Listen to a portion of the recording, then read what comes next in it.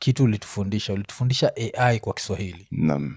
Yes, ikakuwa ni akili mnemba. Akili mnemba. Yeah. Mwanafunzi mzuri umekumbuka. Yeah. Lakini sisi tulikuja hapa tukaongea juu yake tukasema mnemba kinembe. Chupi ndio, chupi ni mavazi ya wanadada. Nyinyi wazuri sana. Sababu mimi kwa wakati mrefu sana nimekuwa nikijua thong ni katakundu. Sababu hilo amesema amekubali. Swahili, wanapenda Swahili sana. Napenda sana Kiswahili. Kwa sababu ukisikiza nini izima nini ya patanisho.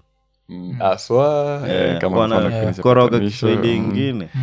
Nilienda huko ili kwa minajili ya kuweza kufikia huko. Ndiposa na mimi nimeweza kufikia haya. Minajili pia hususan.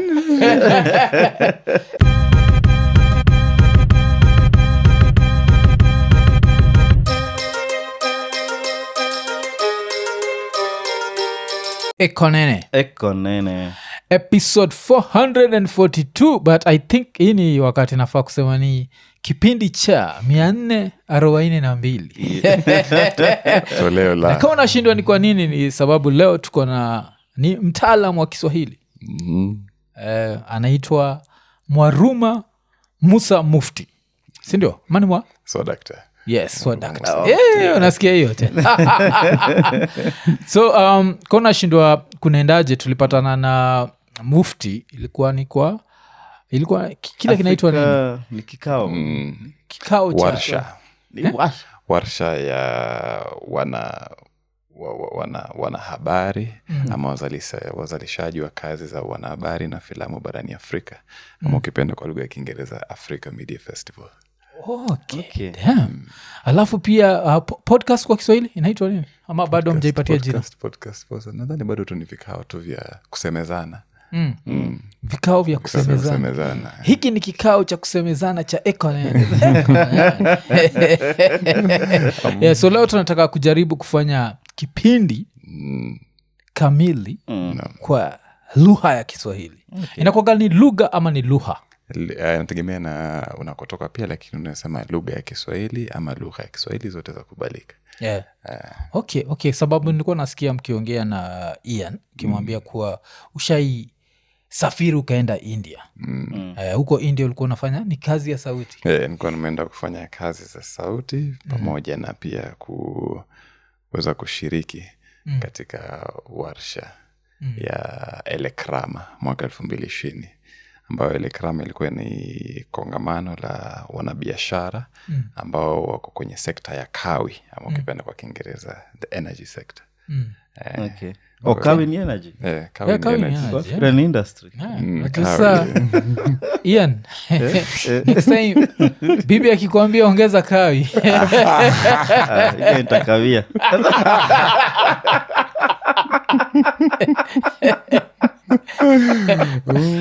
Utamwambia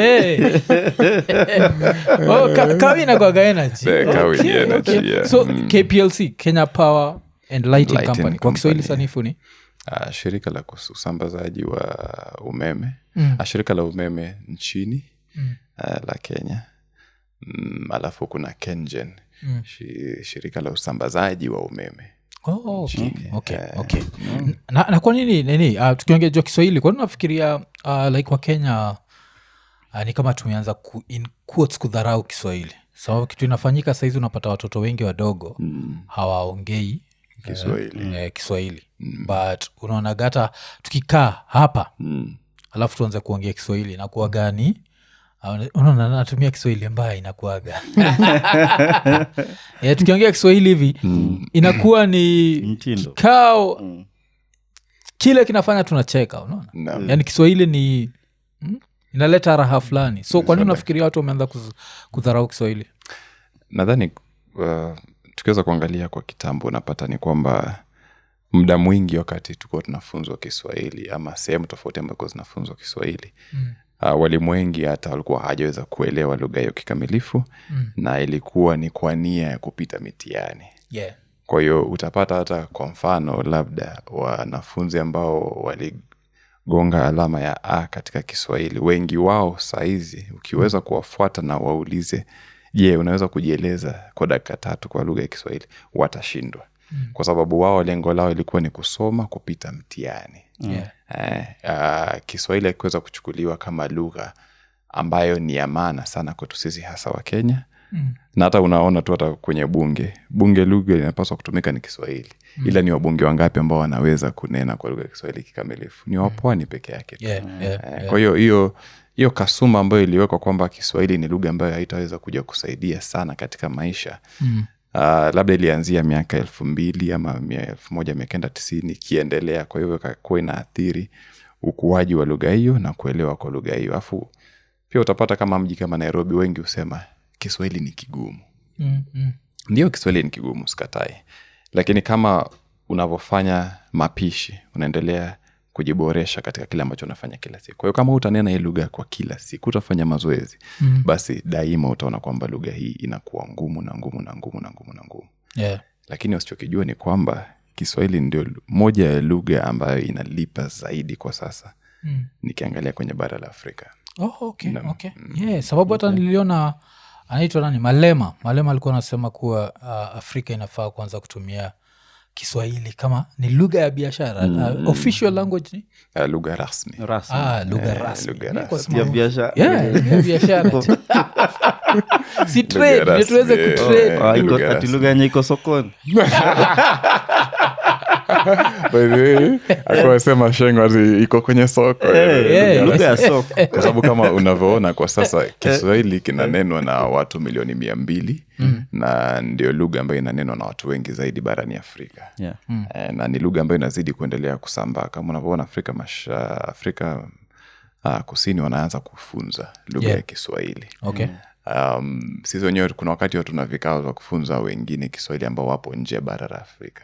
Ama kazi ambazo tunafanya zinaenda kwa watu ambao wako nje bara la Afrika. Kwa hiyo inaonyesha kwamba tayari ndani ya kama mwaka 2030 ama 2040 na uhakika nusu ya Afrika itakuwa inanena Kiswahili. Itatusaidia sana. Itatusaidia kwa sababu wajua sasa kitovu cha Kiswahili kipo hapa Afrika Mashariki. Na utapata kazi nyingi sasa zinakwepa wa Kenya kwa sababu tayari nchi za nje wanadhana kwamba Kiswahili kizuri kipo Tanzania. Kwa hiyo utapata kazi nyingi za Kiswahili zinaanza kufikia kwao kwanza kabla hazijakuja upande wetu. Ilhali tukiangalia kwenye Kiswahili sanifu upande wetu wa Kenya ndo tunanena Kiswahili sanifu zaidi. Wao wale wanaonena Kiswahili sanifu sana ni wachache sana Tanzania. Wao tuseme wana Kiswahili mufti. Kwa muda ambao nimekuwa upo Kiswahili, wengi wao husema Kiswahili changu ni kigumu kuelewa. Ila pia wao wana maneno ambayo wao wenyewe wanaelewa, lakini ni rahisi sana mtu wa ukanda wa pwani wa Kenya kuweza kuingia Tanzania na kuchangamana na watu kwa urahisi. Lakini mtu wa Nairobi akitoka huko aende Dar es Salaam sasa hivi. Najua ni shida. Alafu umesema Kiswahili chao ni mufti. Kulingana na kile ambacho nimeona Kiswahili chao ni mufti. Sio wengi mufti na sanifu tofauti. Kiswahili sanifu ni kile ambacho kinafuata sheria za uandishi na usemi. Kiswahili mufti kimejitungia sheria zake za usemi. Na zinafuata uandishi ndio, lakini katika kusema, katika maongezi wanabadilisha. Kwa mfano vile wanavyosema nasemaga. Tukifuata katika sheria za Kiswahili sanifu hilo neno alipo. Mimi husema. Kwa hiyo kusemaga, kwa hiyo wanaongeza maneno ama silabi kadhaa ili wao waweze kuwa na wepesi wa kuelewana. Kwa hiyo ndio maana na upande wa Kenya tukaja kufunza Kiswahili mufti pamoja na sanifu ili mtu aweze kuelewa lugha ambayo ni ya kufuata sheria za uandishi na usemi, alafu nyingine ya maongezi ambapo mnaweza kuelewana kama nchi kadhaa za Afrika Mashariki. Na sasa ukisafiri uende nchi kama India, hii kazi ya sauti ni kazi ya sauti na nini? Na Kiswahili bado? Hiyo kazi ya sauti ilikuwa kwa lugha ya Kiingereza. Okay. Ningeshindwa kwa Hindi. Wangetingisha kichwa sana. Nje ya bara la Afrika kuna pahali ushaenda kufundisha Kiswahili? Sio kufunza, bali nimekuwa mkalimani wa warsha kadha wa kadha ambazo zipo bara Europa. Na sasa warsha kadhaa pia ambazo zipo kwenye nchi ya Canada, pamoja na kanisa fulani ambalo linaitwa The Church at the Center of nimesahau jina la mwisho. Ila wao katika warsha zao ambazo wameweza kuleta watu wa Afrika huona tutafuta sisi tuweze kufanya utafsiri kwa wale ambao watakuwa wamefika huko. Kwa hiyo aidha utasafiri huko ama mtafanya kikao cha moja kwa moja tukasema ambayo uko an online session ambao mnafanya utafsiri. Kuna wadu umetumia niko na hiyo ameshtuka. Mkalimani. Mkalimani ni? Mkalimani ni mtu anayesaidia kutafsiri lugha. Okay. Alafu ulisema warsha ni? Warsha ni forum ama delegation. Conference delegation. Okay, hizo zote. Mkalimani. Yani, uko kwenye mkalimani ukali gani? Okay. Tafsiri hii. Mtafsiri neno kamili ni ukalimani. Okay. And sasa nini? Kile najua ni kuna hizi shule za like America zile bado zinafundisha Kiswahili. Europa ziko pia? Zipo pia. Shule zipo kadhaa ambazo wanakuwa na nafasi ya wale wanaotaka kujua lugha ya Kiswahili. Ila wengi wanaochukua hizo nafasi ni wale ambao aidha wazazi wao wamekuja wakafanya kazi katika maeneo ya Afrika Mashariki ama wao wenyewe wana malengo ya kuja kufanya kazi Afrika Mashariki. Kwa hiyo wanaingia katika mafunzo ya kama mwaka mmoja ama miaka miwili kutegemea na jinsi akili zao zinavyofanya kazi. Angalau wapate huo uzoefu. Ila ukipata nchi kama Korea, China, Japani wana wepesi wa kuelewa lugha ya Kiswahili kwa haraka kwa sababu ya silabi zetu hazijaachana mbali sana. Alafu kwao wanaona Kiswahili kama lugha rahisi kujua. Naona kama lugha ya Kijapani kusoma kuelewa kikamilifu unaweza chukua miaka 6. Kwa sababu ina maneno mengi na silabi nyingi na herufi nyingi sana. Ila wao wanapata wepesi kwa sababu silabi zetu hazijaachana mbali sana. Ndio maana unaona kama mabalozi wanaokuja kutoka hizo nchi wanakuwa na wepesi wa kuchangamana katika lugha ya Kiswahili nasi. Okay. Lakini Japan umenishtua sana sababu Japan iko na majina mingi sana za Kiswahili. Unaelewa hivyo? Majina ya Kiswahili ambayo yana maana tofauti. Wanakuwa na mkalimani. Wajua nini ambacho wamechapisha kwa building zao. Building ni majumba. So nataka tuongee kuhusu vitu kadhaa vile vimefanyika mani mambo kadhaa yamefanyika, mambo yanayofanyika, vitu vinavyofanyika. So nitasema na Kizungu alafu tujaribu kuongea na Kiswahili. So kulikuwa na hii headline headline kwa Kiswahili nini? Hiyo ni chapisho. So kulikuwa na hili chapisho kwa The Star. Chapisho lenyewe lilikuwa Gambling craze killing youths. Gambling kwa Kiswahili nini? Ni kamare. Kamari. Okay. Kwa kamare. Karata ni mchezo wa tamu. Karata ni ingine. Karata ni michezo ya kadi, mchezo karata. So gambling ni kamari. Sawa hii. So gambling craze killing youth. Kwa Kiswahili sanifu tunaweza sema nini? Kamari ya ua. Kamare unadumisha malengo ya vijana. Ama unaua nuru za vijana. Okay. Sawa. Kusinasemekana kuwa Wakenya walitumia bilioni 766 kwa kamari kwa mwaka 2024. Alafu Wakenya wanatumia bilioni 2.1 kila siku. Sikia anatumia nukta. Sikia.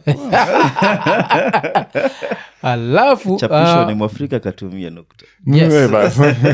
Mwafrika katumia nukta katika alafu kila Mkenya anayehusika kwa haya mambo inasemekana anatumia 1825.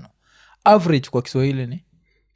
Inakisiwa kwamba anatumia kiasi cha 800 na 1825.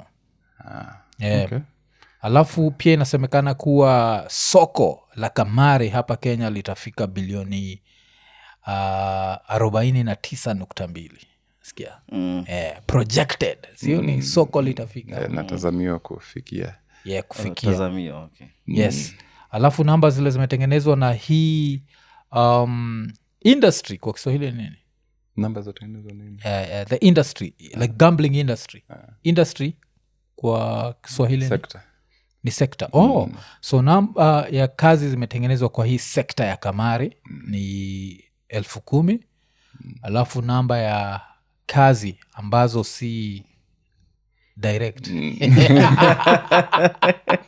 indirect inamaanisha kazi ambazo si za moja kwa moja ambazo kazi ambazo si za moja kwa moja ni nusu milioni kutoka kwa kamari lakini sasa kamari mnaionaje? Kwa hiyo hao ni wale labda wenye hayo maduka ama sehemu za kuweza kufanyia michezo hiyo nchini Kenya, sio? Ndo wanakuja kufika nusu milioni inakisiwa.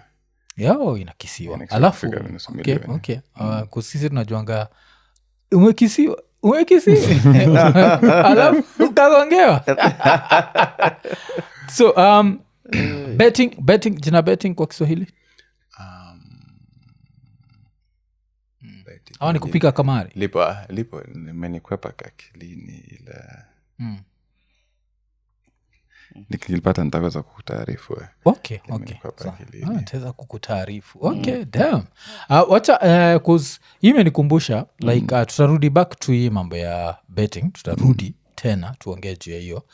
Lakini imenikumbusha kuwa vile tulipatana kwa ni kile kikao. Kuna kitu ulitufundisha AI kwa Kiswahili. Naam. Yes, ikakuwa ni akili mnemba. Mwanafunzi mzuri, umekumbuka. Lakini sisi tulikuja hapa tukaongea juu yake tukasema mnemba kinembe ziko karibu sana. Waswahili hawakufikiria kuwa haya maneno yako karibu sana. Hata na kama nilivyosema wakati huo kwamba tuliweza kuchanganua na kuangalia artificial intelligence, tukiweza kuitafsiri kwa juu inakuwa ni akili bandia, lakini bandia ina maana tofauti katika lugha ya Kiswahili. Kwa hiyo inaifanya ikae kama hush, fake. Kwa hiyo mnemba ni kitu ambacho kinaweza tumiwa kuweza kutoa maana ama kueleza kitu kwa kutumia teknolojia ya kisasa. Kwa hiyo ndipo sasa ikakuwa ni akili mnemba. Artificial intelligence. Okay. So saizi unafaa kuwa tunajisifu akili yangu ni kama akili mnemba.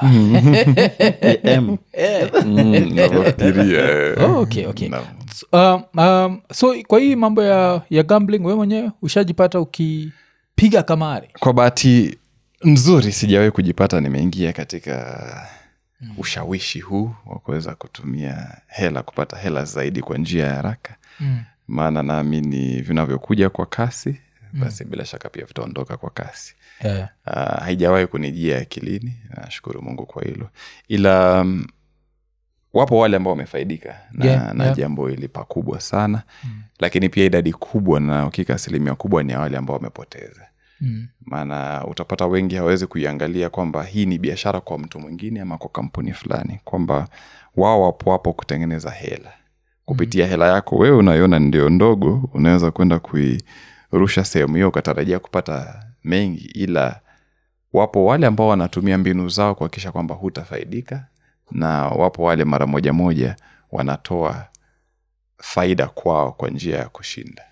Kwa hiyo inadumaza wepesi wa vijana kuweza kufanya kazi, ndio. Kwa sababu wengi wao wanaona ikiwa hizi ajira zipatikani, kwa kweli ajira zipatikani ndio. Wana wepesi wa kutaka kufikia yale malengo ya maisha ambao wanataka kuyaangalia upande mwingine.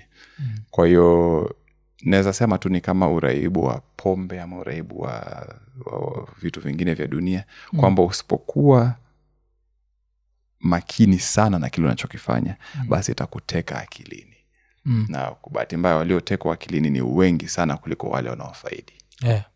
Uraibu ni hobby. Okay. Ungeniambia kuna uraibu ningekataa. Kusema una uraibu. Sina uraibu wote. Sinizoe. Uraibu. Huwezi andika uraibu bila aibu. Heshimiane. Uraibu ni hobby. Ama mazoea ambayo umezoea kuyafanya. Okay. Sababu inasema like Wakenya wengi sana kuna hii mpya imeanza majuzi inaitwa Aviator. So Aviator ni ile ya ndege ile. So ndege upaa ama ndege ufanya nini? Ndege upaa. paa angani. So ndege zote upaa, so ndege ya chuma upaa na ndege pia upaa. Sasa tofauti ni ndege wote na ndege zote. Sasa wote inaashiria kiumbe chenye uhai, zote kiumbe ama kilichotengenezwa ambacho bila shaka kina uhai. Ndege zote za Kenya Airways. Ndege zote za Kenya Airways. Ndege wote wa Ian. Alafu hapa sisi kuna madenge. Kuna madenge sana. Unajua madenge? Madenge nini? Si watu walichukua ndege kumaanisha birds na birds kumaanisha, sasa wakachukua wasichana, so wasichana ni madenge. So unaongeza kale ka n, kale ka n sasa inakuwa denge.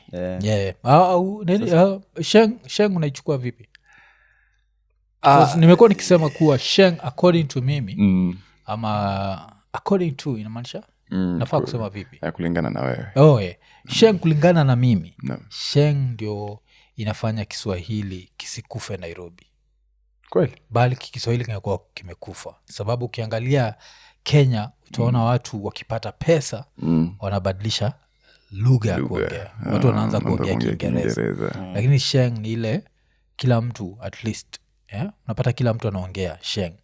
So sheng ndio Kiswahili kingi kile utasikia Nairobi kitakuwa ni watu wanatumia sheng. Mtazamo wangu, sheng ni lugha ambayo inaweza kuleta wepesi wa kuelewana kati ya wenye Kiingereza na wanaoelewa Kiswahili. Na kwa bahati mbaya wapo wale kwenye sekta hizi kubwa wanadhania kwamba sheng ni lugha ambayo ni ya watu wasioelewa wanachojua wanachofanya maishani. Ila hiyo ni kasumba mbaya sana. Ni lugha ambayo imeweza kurahisisha wale waliopata nafasi ya kusoma mpaka vyuo vikuu na wale ambao hawakupata nafasi kwa njia moja au nyingine, na sana sana ni kwa kukosa karo. Kwa hiyo haimaanishi mtu anayenena sheng ni mtu ambaye yupo katika kiwango cha chini cha maisha la.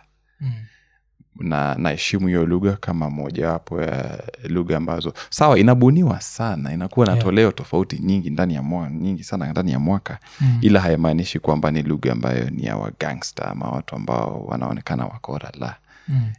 Inarahisisha kuelewa kama unavyosema Kiswahili na ukaribu wa Kiingereza. Kama ukitaka kuangalia kwa kina sana, ukiangalia neno ruabe. Ruabe 200. Unajua tukilichambua vizuri neno la Kiswahili. Ruabe. Ni neno ambalo nafaa kusema naam. Ndio naam. naam ama ndio. Ndio, ama shwari ama sadaka. Shwari. Ruabe inatokana na neno gani? Ukichambua vizuri neno la Kiswahili ambalo bado weza kutumika kuashiria 200, kitu chenye 200. Kwa hiyo maneno mengi ambayo pia yanatumika katika sheng ya awali, sheng ya jadi ambayo ilikuwa na kiwango fulani, utapata maneno mengi pia waliweza kuyachukua katika lugha ya Kiswahili. Kama vile Kiswahili kiliweza kuchukua maneno yake mengi kutoka lugha za Ureno, Kiarabu na Kihindi. Ni vile sasa hii ni lugha kamilifu ambayo imeweza kutambulika. Ila sheng inaeleweka sana sana katika mji wa Nairobi na viunga vyake vya karibu, kaunti ambazo zinaweza kukaribia. Lakini kwangu mimi ni lugha ambayo inasaidia kuelewana, na la muhimu kwa binadamu ni kwamba tuweze kuwasiliana na kuelewana kwa wepesi. Viunga vya karibu ni outskirts. Si skati ya nje. Viunga. Skati za nje za Nairobi. Tambulika ama rinda za nje za Nairobi. Rinda. Outskirts. Rinda ni skirt ni rinda. Kisapre ni kerinda. Alafu dress ni gauni. Gauni is a dress. Na haijatokana na gown. Bila shaka sasa ndipo sasa tunakuja kwa imetolewa kwa neno gown. Kwa hiyo gauni unaondoa herufi W, unawekea irabu U na mwishoni kwenye N unaongeza irabu I. Kwa maneno mengi ya Kiswahili yaliokuwa yakibuniwa awali tolewa katika lugha za Kiingereza ni kuongeza irabu aidha katikati ama sana sana mwisho, ili sasa kuweza kuswahilisha neno hilo. Gauni ni neno ambalo linatumika sana Tanzania. Gauni. Gauni. Unavaa gauni gani? Navaa gauni lekundu. Taka gauni leusi. Ya usiku. Navaa gauni la usiku. So naenda kwa music video ya Diamond, naambia watu vaeni gauni, msikue uchi. Msikue nusu uchi. Maongezi yao mengi hasa katika nchi ya Tanzania ni kwa lugha ya Kiswahili kikamilifu. Yani utapata maneno machache sana wanarusha maneno ya Kiingereza. Ama wakirusha maneno ya Kiingereza basi wameyatohoa. Kutohoa niko? Kutohoa pia ni kuswahilisha neno kwa kuongeza irabu mwisho. Kwa mfano beti. Mi si beti ama alafu kisema mi si beti utapata sasa mimi kulingana na sehemu ambayo watu wanasikia. Ila kutohoa pia ni njia moja ambayo inakubalika kuweza kuswahilisha maneno kabla hatujapata maneno ya kutoa maana kamili. Kwa mfano wakati wa corona, maski. Kabla tuwaja kuja neno barakoa. So barakoa ni maski. Neno la juzi. Barakoa ni neno ambalo nadhani halijakaa zaidi ya miaka 6.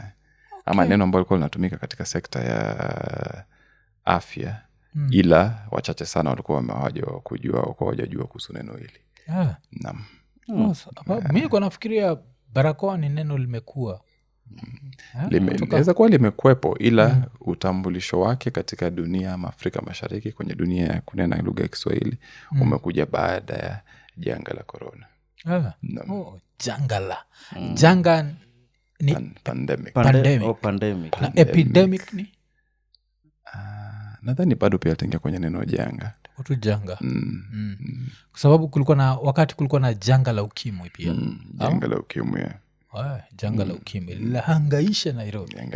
Hangaisha Afrika. Lilitikisa bara la Afrika. Tikisa ni shake. Tulitingika. Vile tumeongea juu ya najua podcast niko nini, so tunakuuliza maswali. But vile tumeongea juu ya gauni, lazima nikuulize jina la thong kwa Kiswahili nini? Kwa sababu kuna ile jina sisi hutumia huku nje, but kuna meza kwa Kiswahili sanifu. Kwa sababu imeingia kwenye kundi la mavazi la jina suruali. Kwa hiyo sina neno kamili la thong, ila najua ni suruali. Huyu yenu naita gani? Anaitwaje? Thong. Thong. Kwa Kiswahili sanifu. Chupi ndio. Chupi ni mavazi ya wanadada. Nyini wazuri sana. Sababu mimi kwa wakati mrefu sana nimekuwa nikijua thong ni katakundu. Sababu vile amesema ati unaingia katika katakundu si sheng. So lazima kwa Kiswahili sanifu. Hujakosea. Inaweza kuwa Kiswahili mufti. Kiswahili mufti. Inaweza kuwa ni Kiswahili mufti. Inaweza kuwa nimelisikia hilo neno likitumika mara kwa mara mjini Nairobi sana. Ile unapata Nairobi. Mimi nafikiria Tanzania nikienda amevaa katakundu. Kiswahili mufti. Hilo neno najua limetumika hata Tanzania, nimesikia wengine wakisema, ila kwa lugha ya heshima watasema chupi ya mwanadada. Chupi huwa ni za wanadada sana. Suruali zinaashiria zinazovaliwa na wanaume. Okay. Chupi ni mwanadada. So zote zipo kwenye kundi la nguo za ndani za binadamu. Hata vile ameanza kuelezea akasema linaweza ingia katika kundi fulani.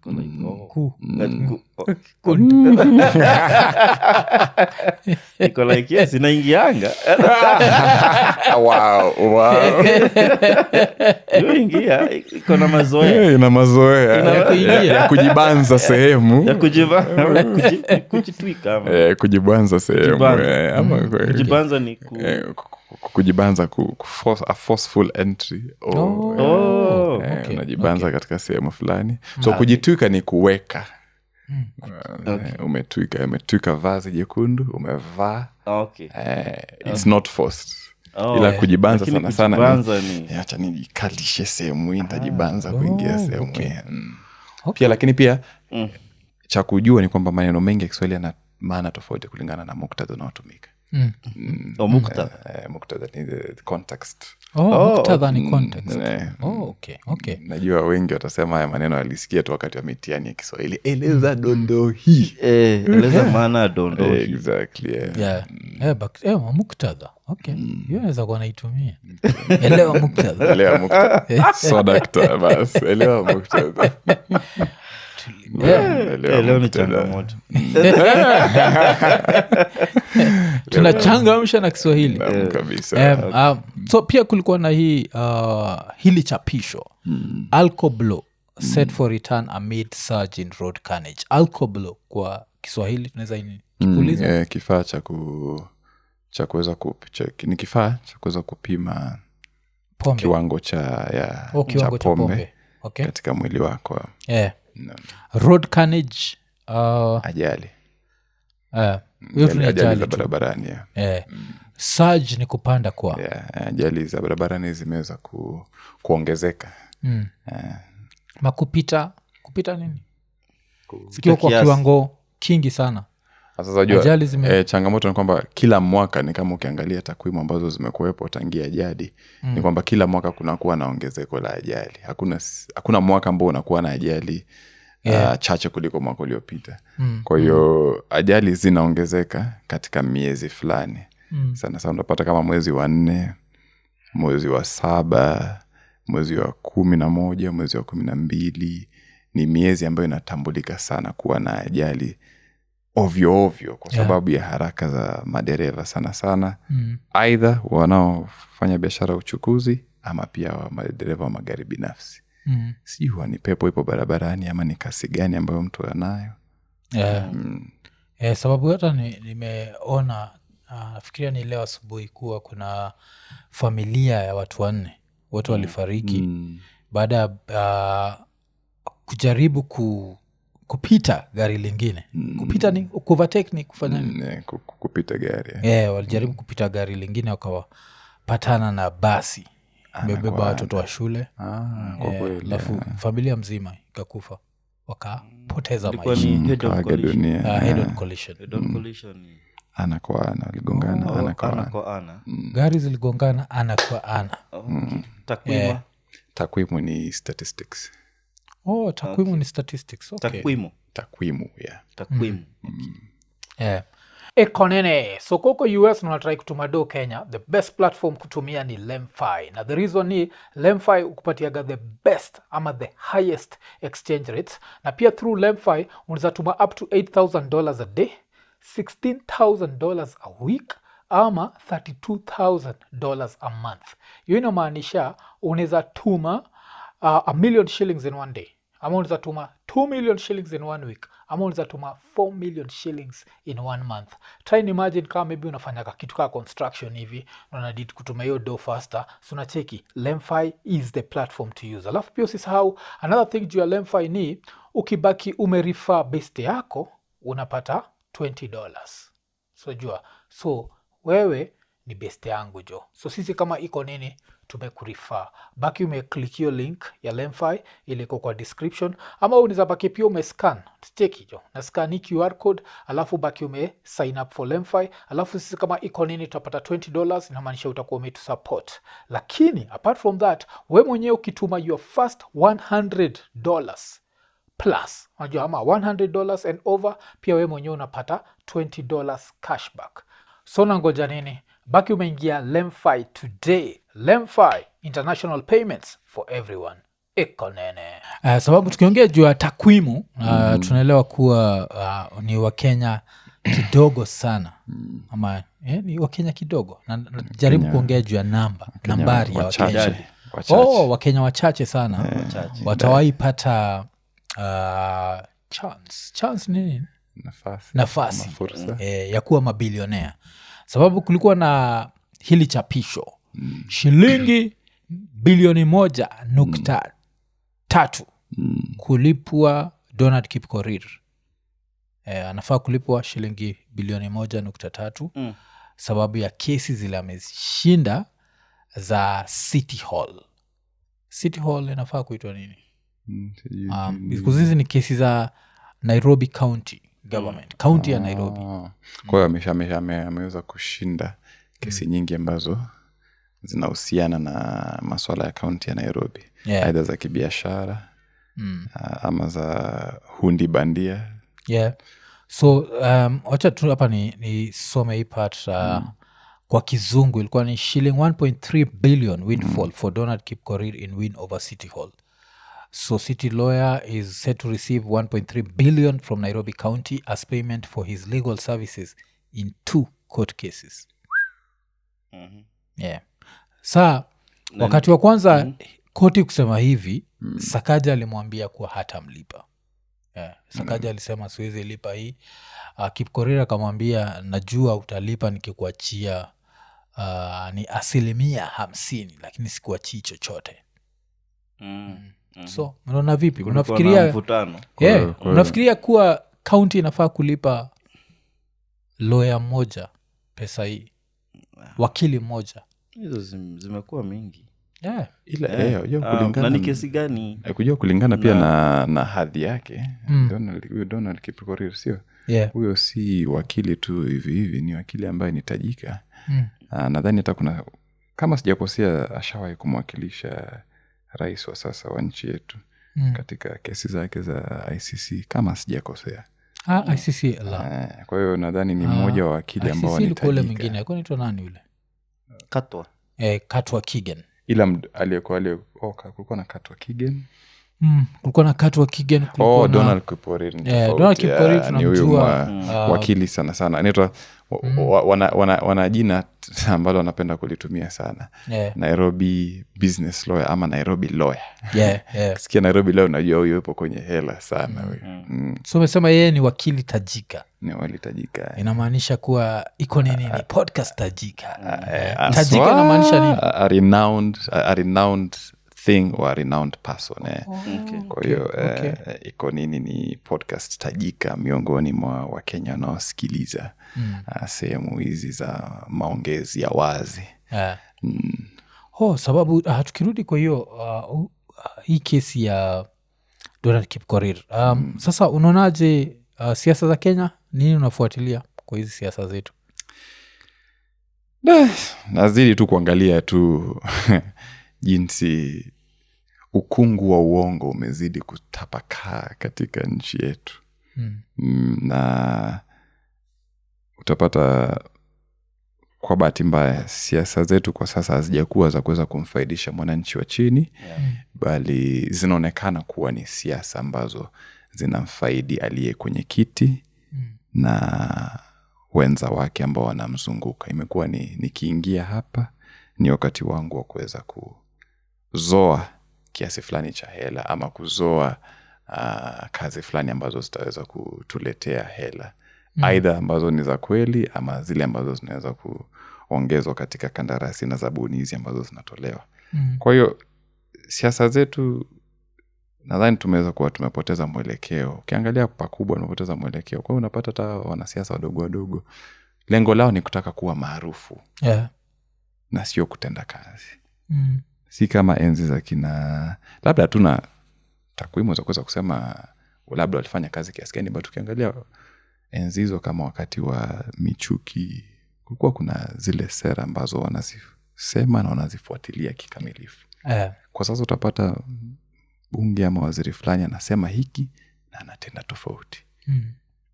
Kwa hiyo sijui ni mwelekeo gani ambao tunachukua, lakini barabara naiona tunayofuata si barabara nzuri sana. Kwa bahati mbaya.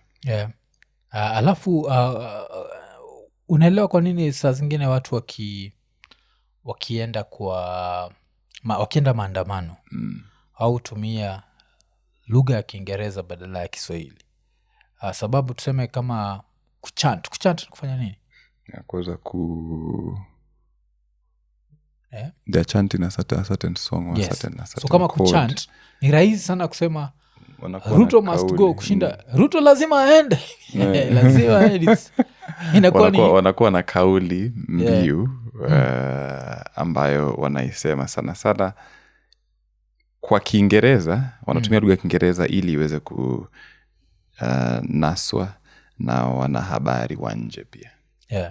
inakuwa na wepesi wa kunaswa, kwa sababu tukitumia kwa mfano lugha ya Kiswahili ama lugha ya Sheng, anayekuja kutoa habari nchini ambayo labda si wa huku, itamlazimu aweze kujua maana zaidi ya neno ambalo linatumika. Kwa hiyo Kenya kama nchi ambayo ipo sehemu ambayo inatazamiwa na nchi nyingi sana duniani, na inasemekana ni kitovu cha nchi nyingi za bara Afrika, pia utapata kauli ambazo wanazitumia ni za lugha ya Kiingereza ili kutoa maana kwa wepesi, na pia ziweze kufikia wale ambao inasemekana pia wale ambao huwa hawahusiki sana katika masuala ya siasa ama ya nchi, kwa sababu wapo katika kiwango fulani cha maisha, na wao hutumia Kiingereza sana hata wakiwa hapa nchini. Kwa hiyo wakitoa kauli kama hiyo, wanajua mtu wa Karen ataelewa, mtu wa Eastlands ataelewa, mtu wa Lokichogi ataelewa, mtu wa Malindi ataelewa. Inakuwa na wepesi wa kusambaza hivyo kwa wepesi. Okay. But sasa unamaanisha kuwa watu waki ulisema tunaweza swahilisha maneno. So unasema kuwa Wakenya tukipata pesa tunajaa na mavi. We are full of shit, sababu hawa watu wengi wale wanaishi mahali kama Karen, wanaishi Runda, unapata wengi wao walipitia 844. So hawa ni watu wanaelewa Kiswahili, lakini wamekuja wakadanganywa kuwa kuongea Kiswahili inafanya ukae haujielewi. Na kile wanasahau ni, ukiangalia hizi nchi zimeendelea, Japan, China, zote watu wanaongea lugha hiyo lugha yao, Mandarin, Cantonese, hizo ndio wanaongea. Mimi wana swali kila wakati nikipatana na mtu ambaye hajui Kiswahili, hajui lugha yake ya mama ama ya baba. Katika dunia sasa ni nchi gani ambazo zinatumia lugha ya Kiingereza kama lugha rasmi? Kando na UK Amerika, na Amerika. Na ni colonies. Lakini sasa ni za Afrika itakuwa za Afrika tu kama lugha rasmi ya kwanza. Ni chache sana, hata utapata chini ya nchi 10. Ila ukienda Ureno sasa utanena Kireno kabla. Tunaona hata wachezaji ambao wanalipwa hela nyingi sana wanaenda kuchezea labda ligi kuu ya Uingereza. Watafika hapo na wataanza kufunzwa Kiingereza. Kuna wakati kuwa na kikao cha sikumbuki kwa cha nini hasa, ila aliyekuwa mwenyekiti wa European Union alisema changamoto na nchi nyingi za Afrika ni kwamba mnataka kufuata lugha ya Kiingereza kiwe kiini cha vyote mnavyofanya, mkisahau kwamba nchi ya Uingereza inatumia lugha ya Kiingereza tu kwa sababu ndio utamaduni wao, ndio lugha yao ya baba na mama, hawana lugha nyingine. Ila mtu hapa Nairobi atataka kufunza mtoto wake lugha ya Kiingereza peke yake. Hajui Kiswahili, hajui lugha ya mama, hajui ya baba, hajui tamaduni ama itikadi za anakotoka. Nani mjinga? Nani mjinga? Yule asiyejua Kiingereza lakini anajua Kiswahili, anajua kwa mfano Kikuyu, Kiluya ama Kitaita ama Kigiriama vizuri ila hajui Kiingereza, ama mtoto ambaye anajua Kiingereza lakini hajui lugha zake ama itikadi ya matamaduni za kule anakotoka. Nani mjinga pase? Kwa kile naelewa, kile naelewa ni mtoto amezaliwa na wazazi wa lugha tofauti ama kabila tofauti. So kama wazazi ni wa kabila tofauti, lazima sasa aelewe Kiswahili. So kuwa na Kiswahili na Kizungu. Kiswahili na Kizungu hiyo inafaa kuwa ni kila mtoto anaelewa. Lakini sasa unapata vile nimesema, kuna wale wa Kenya wamejawa na mavi, so wameamua kuwa watoto wao hawafai kuelewa Kiswahili. Na sasa unaangalia mziki ni wa Kiswahili. Kila Kiswahili kiko kila pahali. Sasa unapata mpaka kuna wale wa Kenya wako ng'ambo na wanatusikiza sababu wanaelewa Kiswahili, na wanasema siku hizi huwezi sahau Kiswahili sababu ukiingia kwa mtandao unapata Kiswahili kipo. So nafikiria Wakenya tunafaa kuacha ujinga. Lakini hii imenikumbusha kuna hiki kitu niliona kutoka kwa huyu, sijui kama nimuite mtaalam Andrew Kibe. Nafaa kumuita nini? Unajua Andrew Kibe? Kibe namfahamu vizuri sana na. So Kibe alisema kama uko chuo kikuu na unajifundisha chochote kile, si kujaribu kuwa daktari. Unafaa kutoka huko na uende ujifundishe kile unajifundisha huko nje. nasema kuwa sasa hivi wakenya wengi wataumia sababu tunatafuta kazi ambazo nambari moja zitafanywa na akili mnemba AI, sindio? Na namba ya pili ni hakuna kazi, hakuna mtu wa kukuajiri, so fadhali uende ufanye kitu kingine badala ya kuenda chuo kikuu. Wewe unachukua vipi? Kauli yake kwa mtazamo mwingine inaweza kueleweka, lakini kwa kiasi kikubwa itakuwa kidogo ni ya kukinzana na malengo ya watu wengi. Nadhani nikiweza kumnukuu kikamilifu alisema wachana kama si uhandisi ama udaktari, so uhandisi niliona akisema kuwa kama unaenda kufanya electrical engineering tafuta mtu akufundisha kufanya, sababu umeenda kufundishwa nini shuleni. Wakile nafikiria amesahau hapo ni kuna lazima ufanye hesabu pia ujenzi. Ujenzi pia ni uhandisi. Sasa kuna ni architecture pia ni structural engineering bado ni uhandisi wa ujenzi. Tuseme kwangu mimi kauli yake ana maana kwa nini alisema hivyo, ila hiyo kauli inaweza kutumika vibaya sana na kizazi cha sasa. Kwa sababu haimaanishi kwamba ukitoka chuoni na uingie kufanya biashara hasa katika economy ambayo tupo nayo kwa sasa, jinsi mambo yanavyoenda, utafaidika. La muhimu ni, na hili litaenda kwa vizazi vyote, lazima uwe na cheti cha kitu fulani. Either iwe ni cheti, iwe ni diploma, iwe ni degree, nini yoyote ile, lakini uwe na masomo ya kitu fulani kwanza kabla ujaenda kufanya mambo mengine. Huo msingi ni muhimu sana, kwa sababu sio wote ambao wanaweza kuwa na nyota ya biashara. Sio wote wanaweza toka hapa na wawe na nyota ya kuweza kufanya vitu kama wanavyofanya in the creative sector. Hii sekta yetu ya wanahabari, ya filamu, hiyo huwa ni talanta nje ya kile ambacho mtu atasomea. Hiyo ni tofauti sana. Kwa hiyo lazima mtu aweze kujitathmini vizuri, aelewe ni malengo gani anayataka, ni uwezo gani anaweza kufanikisha, na afuate kile ambacho yeye mwenyewe anataka kufanya kutoka moyoni. Sababu hii post ya Kibe, post kwa Kiswahili sanifu inafaa kwa nini post? Sana nataka kusoma post yake kwenye Twitter. Neno sanifu ni sasisho. So sasisho, mimi kama Mjaluo sasisho. Sasisho la Andrew Kibe ilikuwa linasema hivi kwa lugha ya Kiingereza: you would rather buy a bodaboda than waste 4 years to get useless papers that will turn you into a beggar on the streets. Nobody wants to address the real issues because they all seem to be benefiting from this con called education. Alafu akaweka picha ya huyu kijana ambaye yuko na miaka 32, anaitwa Manyara J. Kinyua. Alikuwa qualifications inamaanisha amefanya nini? Amehitimu. Yes, amehitimu BSc Economics and Statistics. Statistics ulisema ni takwimu. Sasa hii ni economy kwa Kiswahili ni uchumi. Amehitimu kwenye mafunzo ya uchumi na takwimu za uchumi na ujenzi wa uchumi pia. Okay. Na alipata kwenye KCSE. Grade ni alama ni alama ya So tukiangalia kile Kibe alisema, mnaona vipi? Sababu nimekuwa nikipata like watu huandika barua pepe, wanatuambia kuwa nimesomea hivi na hivi na ningetaka kuja kuwasaidia kwenye podcast. Na nikifikiria naona kuwa kitu kama podcast ni kitu kile shule haiwezi kufundisha, sababu ni kitu kipya. Hakifuati sheria na kanuni za wanahabari.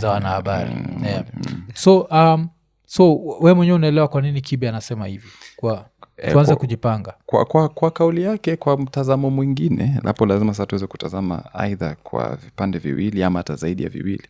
Upande mmoja anasema ukweli, ila changamoto nayoona kubwa hapo kimsingi ni kwamba wengi hawajapata nafasi ya kuelewa ni nini kilichoko nje ya mji wao. Kwa utapata watu wengi ambao labda kwa mfano amezaliwa Meru, kwa mfano amesomea Meru, ameenda University of Meru, mawazo yake hayajaondoka nje ya mji huo. Na kuna uwezekano atataka kutafuta kazi katika mji huo. Unaona? Na labda hajafanikiwa kuwa na familia ambao wapo nje ya mji huo.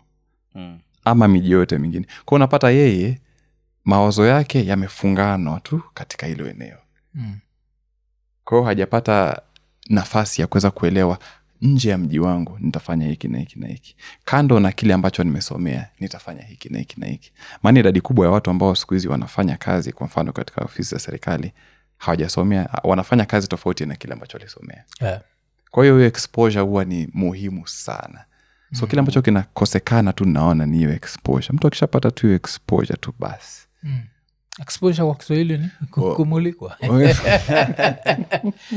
Ukiwa na mtazamo tofauti wa mazingira ambayo ulioko, kuhusu vitu ambavyo unaweza kufanya ufaidike katika njia moja ama nyingine, vitaweza kukupatia nafasi ya kutotegemea kazi peke yake ili ufaidike. Na unapata kwamba kwa bahati mbaya inasemekana mifumo wetu wa jadi wa 844 uliweza kutufunza ama kutuelekeza katika njia ya ninasoma ili niajiriwe. Hawajaweza kutupatia nafasi ya ninasoma ili niweze kujielewa na niweze kujinufaisha katika njia moja ama nyingine. Na pia kujiajiri. Na kujiajiri. Maana sasa unapata katika kazi zote ambazo sisi wenyewe hapa watoto ambao tunafanya, kazi ambazo tunazifanya si zile ambazo tulifunzwa shuleni. Ni kazi ambazo tumejiajiri wenyewe kwa njia moja ama nyingine. Kwa mfano ni kama biashara ambazo zinatuletea pato ambalo linatusaidia kukidhi mahitaji ya maisha hivi na hivi. Lakini wale wanaotoka shuleni sana sana wanajua natoka nitafanya uhandisi, nitafanya udaktari, nitafanya course tofauti ambazo zitaweza kuhakikisha nipo katika nafasi nzuri ya kuajiriwa. Wanaohitimu nchini ni zaidi ya 10,000, 20,000 kwa mwaka. Kazi zinazopatikana za kikweli ni chini ya 1,000. Hawa wengine 19,000 wataenda wapi? Na ikiwa wana hiyo dhana tu ya kwamba mimi lazima niajiriwe, basi unapata wengine ndo wanaingia katika masuala ya kamare, masuala ya madawa, masuala ya uwizi, uhalifu usioeleweka, ili angalau waweze kukidhi mahitaji yao ama kurudishia wazazi wao ile shukrani ya kwamba uliweza kuniwekea karo kutoka kidato cha kwanza hadi cha 4 chuoni. Nataka angalau uone kwamba kile ulichokipanda kina mavuno. Sababu changamoto iliyopo kubwa sana.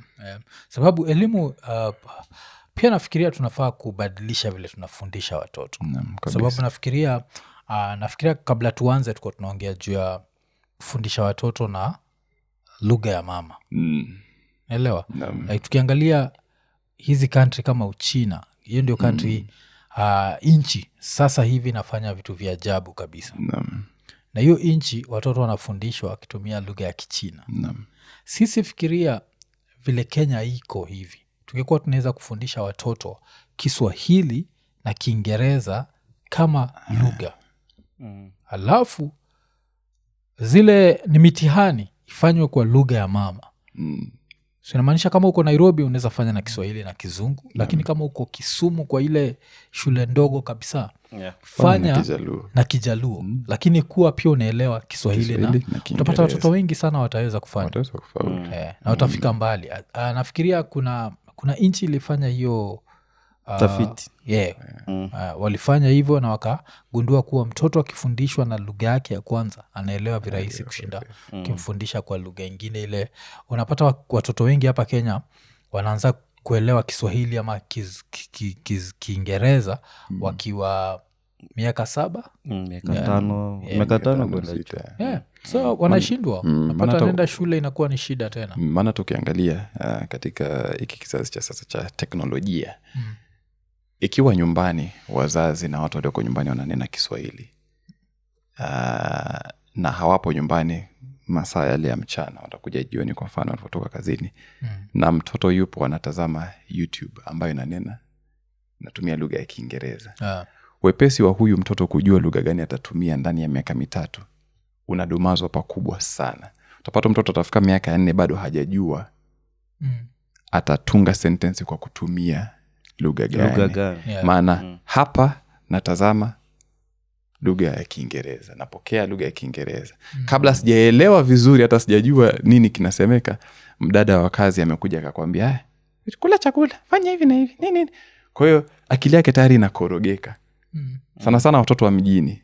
Utapata ukienda mikoani ama bara, mtoto wa miaka 2 tayari ananena kikamilifu lugha yake ya nyumbani, kwa sababu mazingira yake yanaashiria yanatumia lugha ya nyumbani, na tayari hiyo inakuwa ni wepesi kwake kuelewa lugha moja ambayo ameneneshwa tangia aanze kuelewa nini ambacho kinasemwa mpaka sehemu ambayo anaweza kujieleza yeye mwenyewe. Kwa hiyo japokuwa kunakuwa na shule za kibinafsi ambazo zinasaidia watoto kuwa na wepesi wa kujua lugha ambayo wanataka, lakini lugha hizi zinaelekea katika Kiingereza sana sana. Kwa hiyo tunakuza kizazi ambacho kinapoteza maadili, kinapoteza uelewa wa kujua mambo kwa urahisi. Nikiweza kuifananisha na nchi ya Tanzania, watu wengi huwa wana kasumba ya kufikiria kwamba Watanzania hawajui mambo mengi ama hawajasoma. Nimeweza kukaa Tanzania kwa muda, na kwa kweli hawa watu wanajua kile wanachokifanya kwa lugha ya Kiswahili. Anaweza kuchambulia mfumo wa sikio, vile tunaposema tu describe the ears, you pattern nini, how one gets to hear. Yeye atakuchambulia na atakueleza kwa lugha ya Kiswahili kikamilifu. Atakueleza vifaa ama sehemu za mwili ambazo tupo nazo kwa lugha ya Kiswahili kikamilifu. Atakueleza njia za uhandisi kwa Kiswahili kikamilifu. Ila sasa ukija upande huu wetu, ndio mtu amesoma ila hawezi kuieleza kwa lugha ya Kiingereza ambayo ameitumia shule. Kiswahili kizaza, lugha ya nyumbani ndio hiyo balaa kabisa. Kwa kweli kama unavyosema, nchi ambazo zinatumia lugha yao ya nyumbani kuweza kuwafunza watu wao, alafu pia mifumo yetu ya mafunzo, naona huwa ni labda hii mfumo wa sasa angalau ni tofauti. Watoto wanaweza kujua kile ambacho wanataka kujifunza toka wakiwa mdogo. Lakini kitambo sisi tulipitia mfumo ambao ni hivi na ni hivi. Hakuna kubadilika. Kwa unapata kama hii mifumo ingekuwa katika watu wa Nairobi wanaruhusiwa kutumia Kiingereza na Kiswahili, watu wa nyumbani wanahitaji kutumia Kiingereza, Kiswahili ama lugha ya mama. Utapata kwamba upeo wa kuelewa ni mkubwa sana. Ni vile sasa kujieleza katika lugha ya Kiingereza inakuwa na changamoto kwa sababu ya mazingira. Alafu kuna umetumia maneno mawili. Umetumia tangia. Tangia ni tangu. From. Alafu pia umetumia bara. Nikakumbuka kuwa tukienda Mombasa huitwa watu wa bara. So kwa nini tunaitwa watu wa bara? Na watu wa bara ni akina nani? Kauli hiyo huwa inatumika ilikuwa inatumika mwanzoni kwa sababu kama unavyojua mji mkuu wa kwanza nchini Kenya ulikuwa Mombasa. Ndipo saa kwenye nambari za kaunti ni 001. Kwa sababu ya kukosa sehemu ya upanuzi, alafu pia wepesi wa kuweza kufikiwa na miji mingine, ndipo saa baadaye Nairobi kaja kuwa mji mkuu. Kwa hiyo dhana ya hiyo ilitokea dhana kwa kitambo kwamba wanaokuja nje ya ukanda wa pwani wao ni watu wa bara. Ila bara haimaanishi kwamba sehemu ambayo ni duni, la bara inamaanisha mkoani, yani sehemu tofauti ya nje na mji mkuu. Sehemu ya nje na mji mkuu ni sehemu ya bara. So sasa sisi tuko Nairobi tunaweza waita watu wa bara. Mwita nani bara? Watu wa Mombasa. Sasa sisi ndio jiji kuu sasa. La, huko ni jiji kuu ndio, ila sehemu za biashara vyema na sehemu za kutulia vizuri, sehemu zenye raha bado zipo kwenye ukanda wa pwani. Kwa hiyo afu pia mtu wa bara ni yule ambaye alikuwa hajui kuelewa, alikuwa haelewi Kiswahili. Kwa hiyo bado watu wa bara, Kisumu kumejaa watu wa bara. Antoka bara, yani antoka up country, antoka mkoani. So tumeenda antoka mkoani ama up country, ndio upo naenda bara. Maana hata sisi wenyewe kwa mfano, sisi kama Wataita bado tukiwa Mombasa naweza sema naenda bara. Ndio Taita ipo ndani ya ukanda wa pwani, lakini nikienda area kama Vundanyi, Peruga, huko ni bara kwetu. Up country. So neno bara ni upcountry. Ni vile sasa limetumika na wapwani wengi dhidi ya watu wa nje ya pwani. Kwa hiyo kadhaniwa kwamba ni either watu wasiojua Kiswahili ama wanaoonekana wenye kiwango fulani, ila tu ni kumaanisha kwamba anatoka upcountry, anatoka bara. Strange people. Not really strange. Ila wanatoka sehemu ambayo ni tofauti na maadili yetu, itikadi zetu na tamaduni zetu. Alafu pia kumekuwa na watu wanapenda sana kusema kuwa ni Waluya peke yake hutumia jina ndiposa. Ndiposa ni Kiswahili sanifu ya? Kamili. Okay. Yeah. Kwa sababu nini? Upande wa ni magharibi. Upande wa magharibi mwa Kenya. Wamekubali Swahili, wanapenda Swahili sana. Wanapenda sana Kiswahili. Kwa sababu kisikiza nini izima nini ya patanisho. Aswa kama koroga Kiswahili ingine. Nilienda huko ili kwa minajili ya kuweza kufikia. Ndiposa na mimi nimeweza kufikia haya. Minajili pia hususan. Minajili pia ni Swahili sanifu. Kwa minajili kwa uwezo wa hususan kuzingatia yani specific thing. Majuzi nilikuwa na Koiti Omtata na alikuwa anatumia hili neno deni gushi. Nasema kuwa Kenya tunalipa deni gushi. Naam. Gushi akaniambia ni fake. Fake, ama saa inaitwa odious debt. So aliniambia kuwa kuna pesa mingi sana ile Kenya iliomba. Loan ni kuomba. So kuna pesa mingi ile Kenya iliomba ama ilikopesha. Ilikopa. Na hii pesa kama nchi hatufai kuilipa and ni chini ya sheria za dunia. International law ni sheria za ulimwengu. Sheria za ulimwengu. Sababu ni sheria za kimataifa. Haikufuata sheria. Imefuata sheria za so kama ikufuata sheria inamaanisha alikuwa anasema ati mtu ule mhalifu kabisa nambari 1 ni Uhuru Kenyatta, alafu nambari ya pili ni William Samoei Ruto. Nasema kuwa kuna rais atakuja na kiangalia hizo deni atarusha hao wote wawili jela sababu hawajafuata sheria. Ila kuna deni gushi. Ukiangalia katika taarifa ambazo zimekuwa zikitoka sana kutoka kwa wakuu ama waelewa masuala ya uchumi, wanasema kwa kweli Kenya inaweza kuwa inalipa deni ambayo haipo. Lakini swali ni nani atakayekuja awe na ujasiri wa kuweza kusema hawa walivunja sheria na wafuate mkono wa sheria unavyopaswa kuwa na wajipate gerezani. Uwezekano hilo kutokea ni 99%. Ipo lakini sababu kile nilifurahia ni wakati Ruto aliwachilia watu wakaenda kwa shamba la Uhuru Kenyatta. Alifungua huo mlango. Unajua alifungua mlango wa kutuonyesha kuwa ukishaacha kuwa rais wewe ni raia wa kawaida. Aliweka wazi. Fuatiliwa. Ila lakini hao viongozi wote wana usuhuba mkali sana. Kwa hiyo unaweza kuwa wapo katika maeneo ambayo tunaonekana kwamba ndio wanapigana kwa picha. Kwanza sote tumekuwa katika vitengo vya wanahabari. Tunajua hizi picha kabisa kwamba mnaonekana mnapigana ilhali jioni ni marafiki. Kwenye mahamri na chai mpo pamoja. Kwa hiyo ni kugonganisha watu kwa njia moja ama nyingine. Kwenye mahamri na chai. Sasa hiyo ni naweza sema nini? Huu ni msemo. Tunaweza sema influencers. Influencer unaweza muita anayesambaza jumbe, ambaye anayesambaza kauli, anayesambaza picha isiyokuwa halisi ama picha halisi kutegemea na kile ambacho kinazojadiliwa. Na msambazaji wa taarifa tu. Mtambazaji wa socialite kama vile Huda Munro ama Vera Sidika, au tunaweza waita nini? Tunaweza wapa jina la tu. Naweza sema labda ni mwanamtindo asiyeeleweka kwa sababu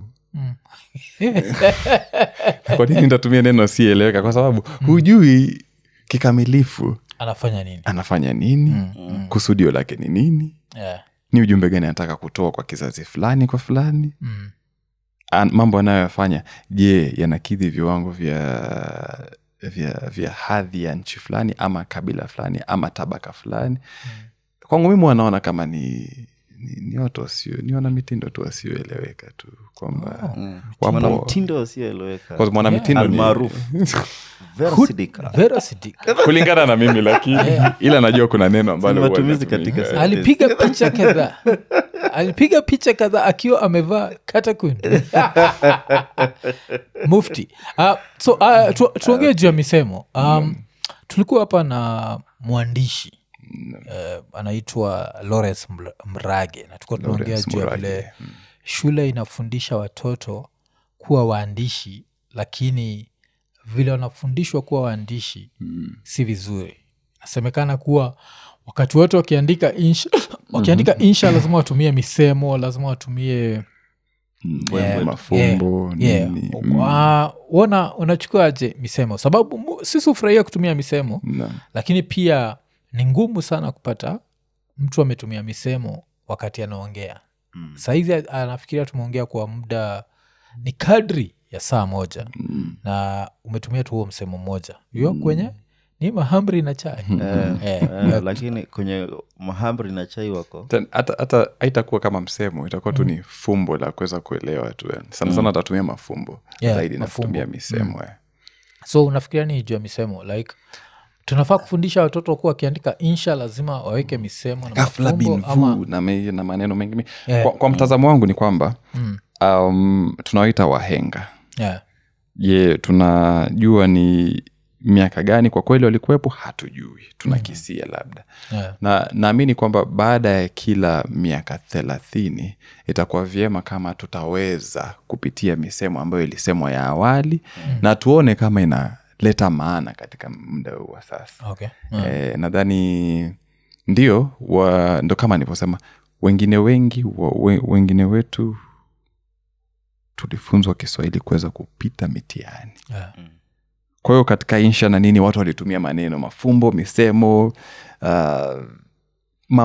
maneno makubwa ili kuweza kuzoa alama zile ambazo zilikuwa zinahitajika ili uweze kufikia hiyo alama 40 ambayo ilikuwa inawekwa katika insha. Lakini sisi kuweza kutumia maneno haya katika maisha yetu ya kawaida ni nadra sana. Labda tupate tumekuwa katika kwenye vikao vya Kiswahili. Pata labda tumekaa labda na Wala bin Wala ama Joram Nkumbi wa nchi ya Tanzania ama ni Mnene. Nani? Ni Mnene Nyaga sana. Ama Mnene Nyaga au kikundi cha longa cha Citizen. Ama watu ambao wamezoea kunena Kiswahili, ndio utapata tunatumia mafumbo na methali na misemo na maneno ambayo ni mazito kwa mtu mwingine kuelewa.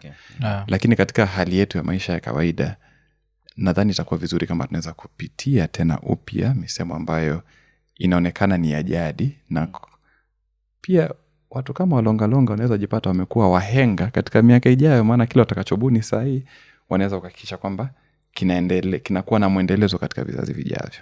Na hivyo ukiangalia katika jinsi Kiswahili kinapozidi kuchambuliwa, kinaendelea kuchambuliwa katika hali ya kuweza kuangalia kinaleta maana gani katika kizazi cha sasa. Yapo maneno ambayo yanazidi kubadilishwa na kupewa maana tofauti kulingana na jinsi kizazi kinavyozidi kuendelea.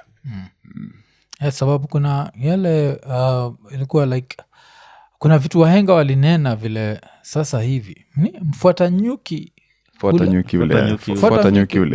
ule asali. Unaweza fuata nyuki na usile asali. Lakini naelewa hiyo unafaa kwenye msemo sawa. Huo ni sana maneno haya methali, mafumbo, misemo hii iliweza kusemwa ili uweze kuelewa maana yake ya ndani, alafu unanena katika lugha ya heshima. Kwa mfano kitambo utapata sio wengi walikuwa na wepesi wa kusema kama vile Nairobi mtu anaweza sema oya choi kwa wapi? Na maana finyu kidogo kwetu, lakini tunaweza kusema msala upo wapi? Ama sehemu ya kujisaidia ipo wapi? Ama madaktari wa kiume tutajihudumia wapi? Kwa hiyo unatumia maneno ambayo yanakuwa na madaktari wa kiume madaktari upande wa kiume tunajua mhudumia wapi. Madaktari upande wa kike tunajua wanajihudumia wapi. Unaenda kujihudumia wewe mwenyewe si kuhudumia hiyo nyingine ambayo naelewa si kukunia ni kujihudumia ni kujistiri najistiri. Kwa hiyo ni maneno ya uzuri wa lugha ya Kiswahili ni lugha ambayo inatumia maneno mengi ya heshima ambayo unaweza kuyatumia kwa vizazi vyote vile, aidha awe mtoto mdogo ama babu ama bibi. Ni maneno ambayo hayatatoa maana ya wazi kwa mara ya kwanza. Na haya maneno ambayo si ya heshima kuna wakati yamekubalika kutumika, kitu kama vile tumekaa mimi na Ian tumekaa sisi ni watu wa ni rika moja alafu naweza mwambia nataka kwenda kunia, kuna shida na kumwambia hivyo sababu ni neno la Kiswahili. Ni neno la Kiswahili ndio. Mkiwa wawili sawa, ikiwa mmeelewana katika lugha zenu za maongezi na katika mazingira ambayo mliepo sawa. Ila kukiwa na mgeni kidogo yupo ile atasikia nakuwaje, mbona nasema hivyo? Ndio tunajua ndio hali halisi ndio, ila anaweza kuleta maana fiche Kiafrika. Inaweza inakubalika katika mazingira ambayo unakuwepo. Na vile tunaendelea kuswahilisha maneno pia kuna kuswahilisha misemo ama hakuna? Kwa mfano nauliza tu sababu unaweza pata kuna kitu ambacho hakikuwa wakati wa ni wakati wa jadi but sasa kipo miaka ya awali miaka ya awali na sasa kipo. Wewe ni muongo kama politician. Mwanasiasa muongo kama mwanasiasa. Muongo kama Kasongo. Muongo. Wewe ni kaongo kama Kasongo. Ama wacho ukasongo El Chapo. So tunaweza kubuni. Tuna uhuru wa kubuni misemo, methali, mafumbo kulingana na hali yetu ya sasa. Nadhani huo uhuru upo wa kubuni upo bado. Sawa. Na pia musiki ya kuwa huko pwani ndio watu sasa hutumia hiyo lugha chafu. Zipo sehemu vitongoji ambavyo kidogo wao na wanakosa kile tunachosema, wanakosa break ya ulimi ama ndimi zao kidogo hazina break. Kuna zile jamii na kuna yale maeneo ambayo wamezoea kunena kwa lugha fulani. Kama sijui kama naweza sema hadharani, maana kwangu mimi nitahisi vibaya sana, nafsi yangu itanisuta. Ile utapata kuna sehemu ambaye baba na mama yupo hapo, mtoto yupo hapo, lakini matusi maneno yanayotumika hapo bado ni maneno machafu sana. Sura kama babako sijui nini maneno mengine. Nadhani ulimi wangu unashinda kusema kwa sababu ama wewe unamtusi mtoto kwa kutumia viungo fulani vya mamake akiwa hapo. Kwa hiyo unaona kuna jamii kitu kama hicho. Sasa nina ni mama ama nina neno nina. Kwa nini watu sababu tukiwa watoto tuko tunasikia kuma nina. So nina ni mama ama nina, kwa kweli sijui maana yake kamili ni gani katika hapo. Ile neno la kwanza tunajua linamaanisha nini. Kwa hiyo unapata mzazi yupo hapo anamtusi mtoto hivyo, baba yupo hapo. Kwa hiyo kuna vile vitongoji ambao wanatumia hiyo lugha. Ila kwetu sisi tunaiona kama lugha chafu na si lugha ambayo inaweza kutumika katika vikao vya watu wengi. Kwa hiyo katika pia ukanda wa pwani sana nyumba za Kiswahili hayo ni maongezi kwao ya kawaida. Kwa unapata ndo maana unapata wakati mwingine anakuwa changamoto mtu wa maeneo kama hayo akija Nairobi. Umezoea kunena hivyo na maswaiba wako nyumbani. Ukimtajia mtu aliyotoka magharibi mwa Kenya utapigwa. Ni maswaiba.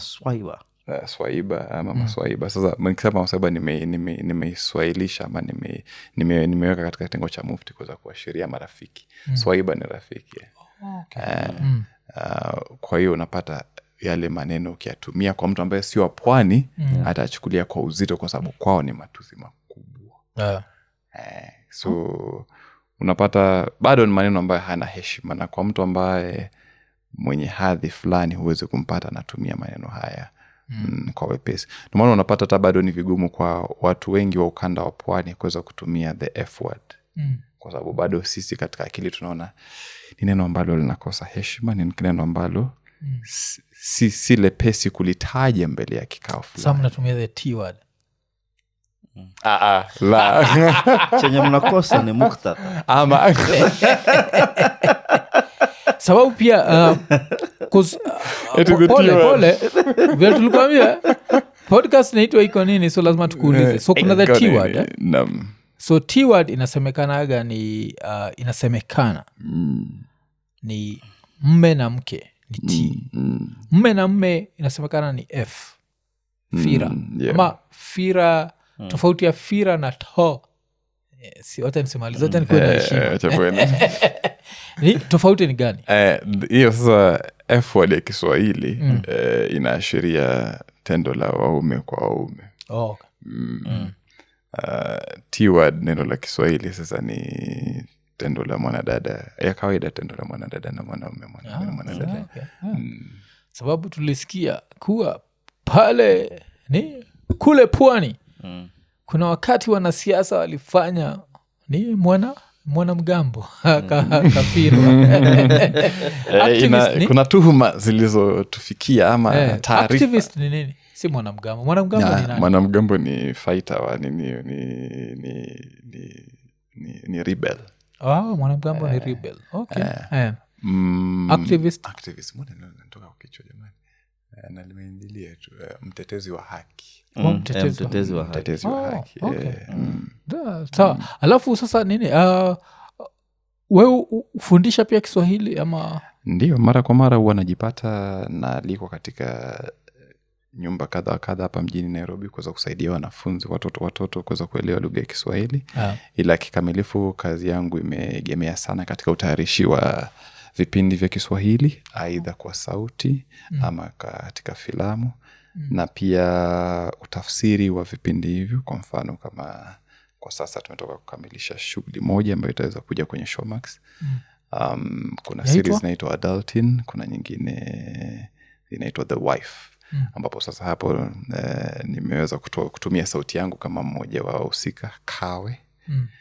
Tunaitwa ku-localize language, adaptation of projects. Kwa hiyo katika sekta ya uhanahabari, utayarishaji wa filamu, kwa sababu ya idadi kubwa ya wengi ambao wanatumia neno lugha ya Kiswahili, kwa hiyo tunakuwa na wepesi wa kuwatafsiria kazi hizo katika lugha ya Kiswahili na kuzifanyia kazi za sauti na kuzitoa ili wakuwe na wepesi wa kuzielewa. So kando na hiyo pia mimi ni mkalimani wa lugha ya Kiswahili. Mimi ni mhandisi wa sauti. Na pia katika sekta ya utayarishaji wa filamu nafanya vyote isipokuwa uandishi. Nasikia yeye ukisikia mhandisi wa sauti unajua kile inamaanisha. Ni sound engineer. Exactly.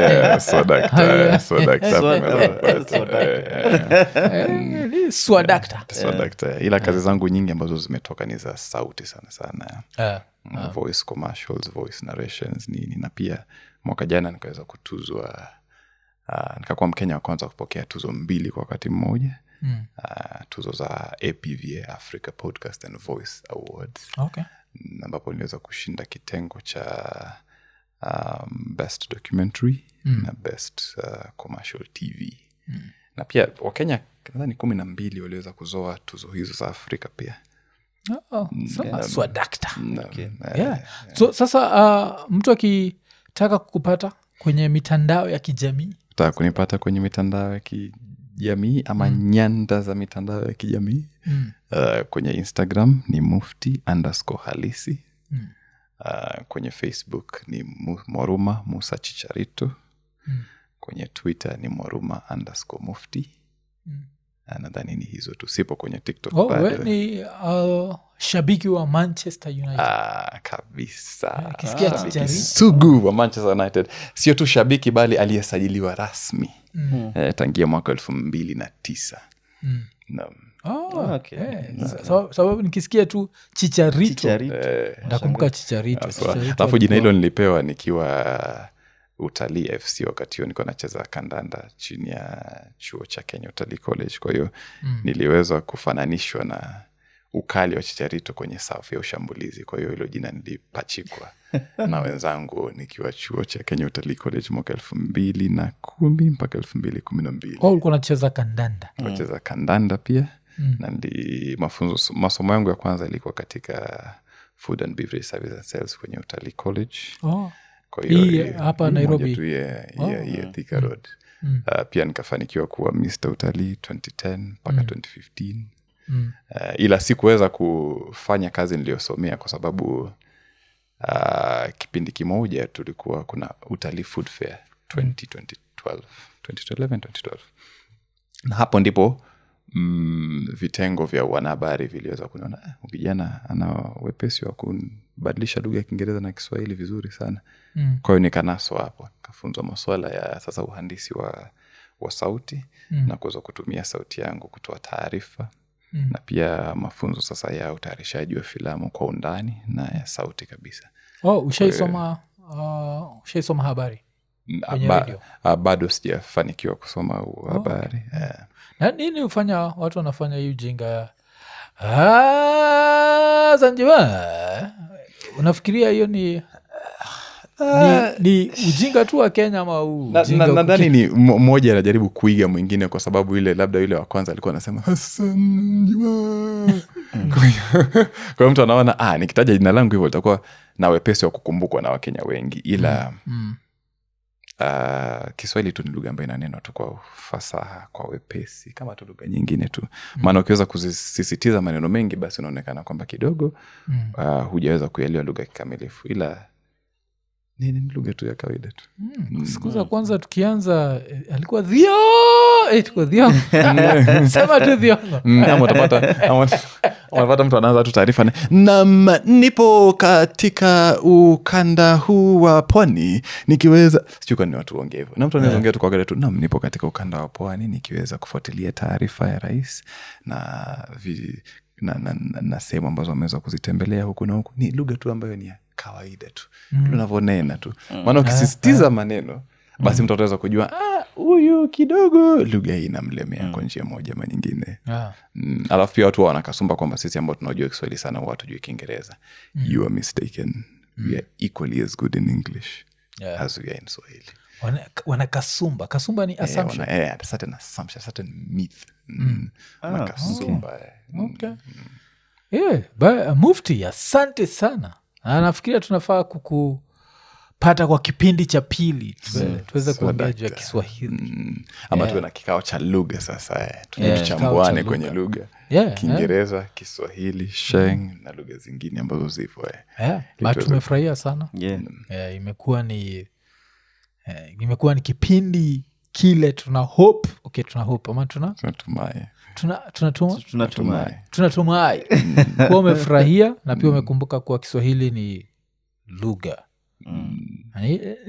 Kiswahili ni lugha chetu kweli. Kiswahili ni lugha yetu. Sasa hapo kwenye ngeli ndipo wengi hupotea. Ngeli ya kivi, ngeli ya lia, ngeli ya genge. Lia ni maneno ambayo yana idadi sana wingi katika wingi. Kuna yaya pia ambayo haiwezi kuhesabika kama maji, hewa, kuna vitu vyote ambavyo huwezi kuvihesabu basi zinaingia kwenye yaya. Hiyo gari iko na mahewa.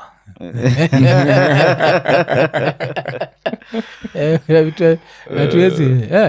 But shukran sana.